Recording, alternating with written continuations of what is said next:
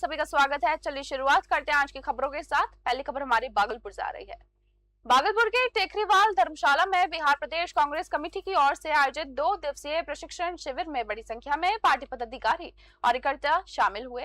शिविर में संगठन को मजबूत करने, कार्यकर्ताओं में एकता और अनुशासन बढ़ाने तथा आगामी रणनीति पर विस्तार से चर्चा की गई।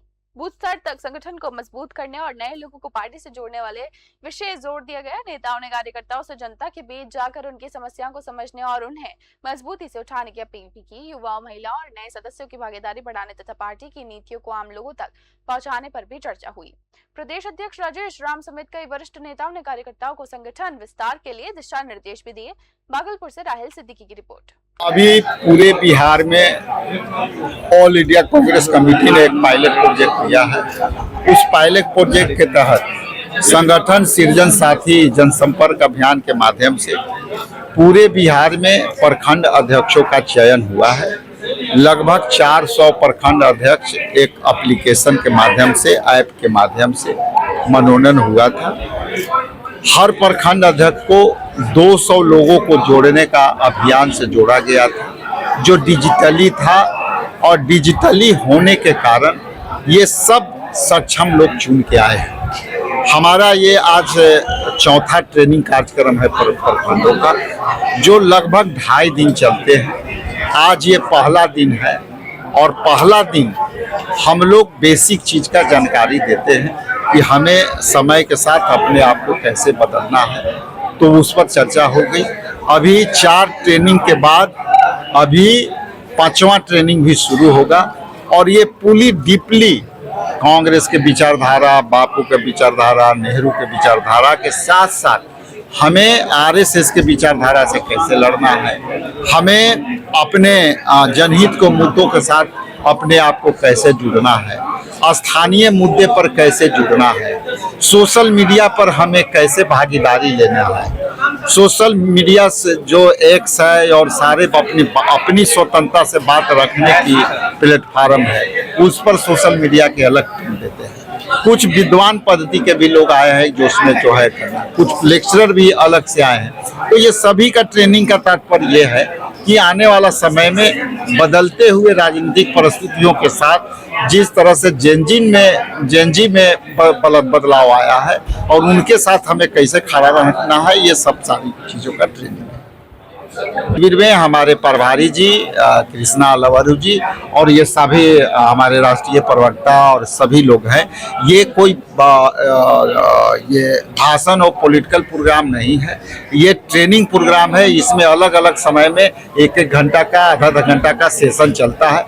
लगभग 14 से 15 सेशन चलता है 2 दिन में। तो वो सब सेशन के अलग अलग लीडर बोर्ड से लीडर आए हैं, उन पर उद्देश्य ये है कि अपने आप को तैयार करना, पीछे के गलतियां जो हुई है, भूल है, उस पर सुधार करना, और खास करके जो ये लोग चुन के आए हैं, हर व्यक्ति अपना 200 लोगों को समर्थन लेके आया है, तब ये यहाँ तक ट्रेनिंग को पाए।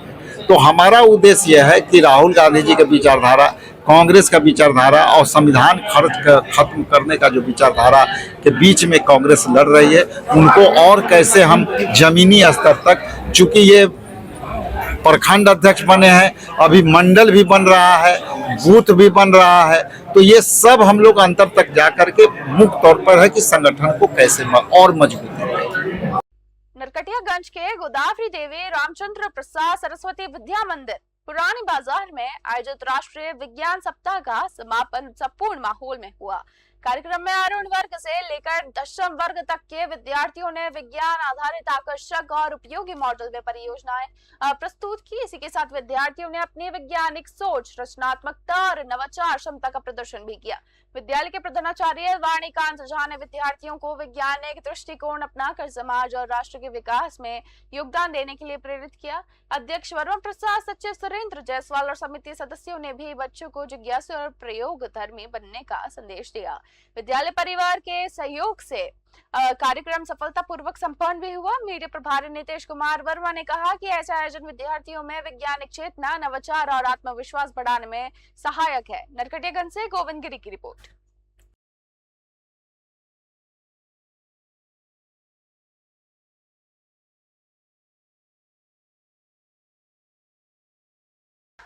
मुजफ्फरपुर पुलिस ने जेल से जमानत पर बाहर आने के बाद दोबारा अपराध में संलिप्त पाए गए 22 कुख्यात अपराधियों के खिलाफ सख्त कार्रवाई की तैयारी शुरू कर दी है। पुलिस मुख्यालय और तिरहुत रेंज डीआईजी चंदन कुशवाहा के निर्देश पर एसएसपी कांतेश कुमार मिश्रा ने ऐसे अपराधियों को चिन्हित किया और पुलिस अब इनकी जमानत निरस्त कराने के लिए न्यायालय में प्रस्ताव भेज रही है। नगर थाना पुलिस ने 2 अपराधियों के खिलाफ प्रस्ताव न्यायालय को भेज दिया है, जबकि 20 अन्य के प्रस्ताव तैयार किए जा रहे हैं। एसएसपी ने बताया कि जमानत मिलने के बाद फिर संगीन अपराधों में शामिल पाए गए अपराधियों पर कार्रवाई की जा रही है। पुलिस का कहना है कि इस कदम से पेशेवर अपराधियों पर प्रभावी अंकुश लगाने और कानून व्यवस्था मजबूत करने में मदद मिलेगी। मुजफ्फरपुर से सत्यम शर्मा की रिपोर्ट। भागलपुर के पीरपेटी प्रखंड की कीर्तन्य पंचायत में कीर्तन्य पकड़िया मुख्य मार्ग की बदहाल स्थिति को लेकर ग्रामीणों का आक्रोश सामने आया। NH 80 को जोड़ने वाली सड़क पर ग्रामीणों ने धान की रोपाई और खाद डालकर अनोखे तरीके से विरोध जताया। ग्रामीणों के मुताबिक सड़क पिछले 2 वर्षों से जर्जर है और जगह जगह गड्ढों व जल जमाव के कारण आवागमन मुश्किल हो चुका है। बारिश में स्थिति और ज्यादा गंभीर हो जाती है। स्कूली बच्चों, बुजुर्गों और मरीजों को सबसे ज्यादा परेशानी का सामना करना पड़ रहा है। ग्रामीणों का कहना है कि सड़क निर्माण और मरम्मत को लेकर कई बार प्रशासन और संबंधित विभाग को आवेदन दिया गया, लेकिन कार्रवाई नहीं हुई। ग्रामीणों ने जल्द से जल्द सड़क निर्माण शुरू होने पर उग्र आंदोलन की चेतावनी भी दी है। उन्होंने कहा है कि जल्द से जल्द ये सड़क निर्माण से पूरा करवाइए, शुरू करवाइए, वरना उग्र आंदोलन किया जाएगा। भागलपुर से राहिल सिद्दीकी की रिपोर्ट। ये जो सड़क है ये कीर्तनिया पकड़िया रोड है और ये ग्रामीण सड़क है। इसकी जो दुर्दशा है ये पिछले 1 वर्षों से है और इतना गड्ढा है इस रोड में जितने की आसमान में तारे नहीं हैं, आप गिनती नहीं कर पाएंगे उनको। और गड्ढा कम से कम कमर भर का है। बाइक वाले अचानक जाके गिर पड़ते हैं। कई बच्चे यहाँ से जो अम्मापाली स्कूल, हाई स्कूल पढ़ने जाते हैं, छोटी छोटी बच्चियाँ जाती हैं, इसमें गिर के उनको चोट लगी है, किसी का पैर टूटा है। बुजुर्ग महिलाएं जो आपसे बात कर रही थी अभी, उनको इतनी परेशानी है चलने में कि आपको बता नहीं सकते हैं कितनी परेशानी है।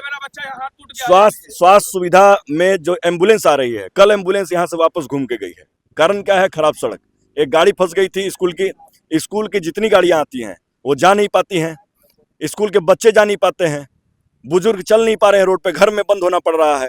तो आखिर ऐसी व्यवस्था का हम लोग क्या करेंगे जहाँ रोड नहीं है, व्यवस्था नहीं है, सिस्टम सोया हुआ है। हमने कई बार आवेदन दिया, सूचना दिया कि इस तरीके का व्यवस्था है, लेकिन उसके बावजूद भी कोई कार्रवाई नहीं हुई। अब तक हम इस दलदल में, कीचड़ में रहने के लिए बेबस हैं, मजबूर हैं। क्या मांग कीजिएगा सरकार से? सरकार से और सिस्टम से यही मांग है कि हम लोग को बेहतर सड़क दिया जाए, नाली के साथ।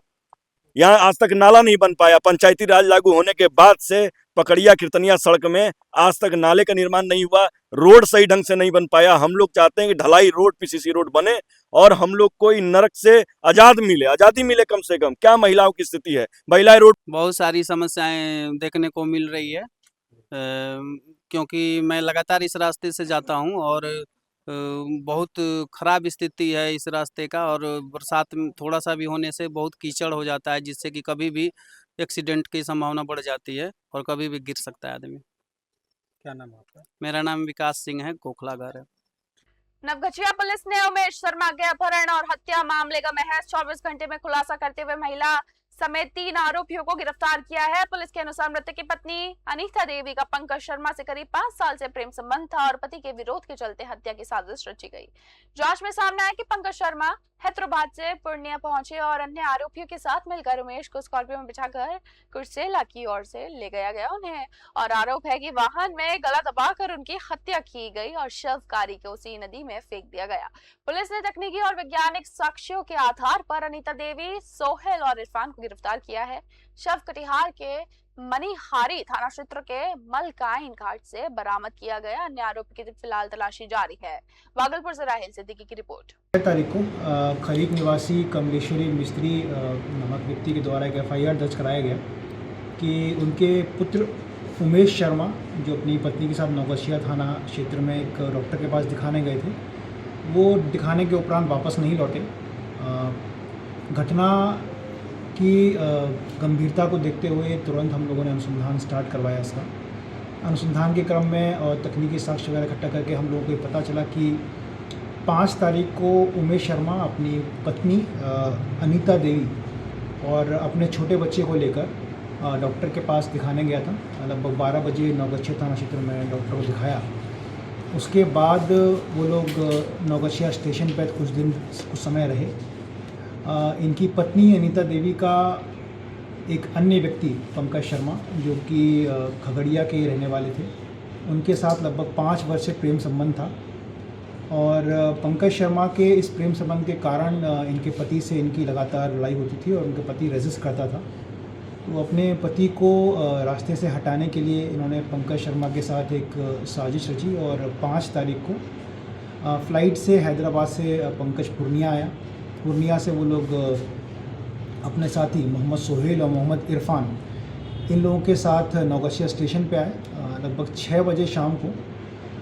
पंकज पहले से उमेश शर्मा को जानता था और किसी बात के बहाने वो उमेश शर्मा को कुर्सेला थाना क्षेत्र की तरफ ले गया और अपनी गाड़ी में ही, अपनी स्कॉर्पियो गाड़ी में ही उसका गला घोंट के उसकी हत्या कर दी। और हत्या के उपरांत उसका शव को उन्होंने कारीकोसी नदी में मलकाइन पुल के पास डंप कर दिया था।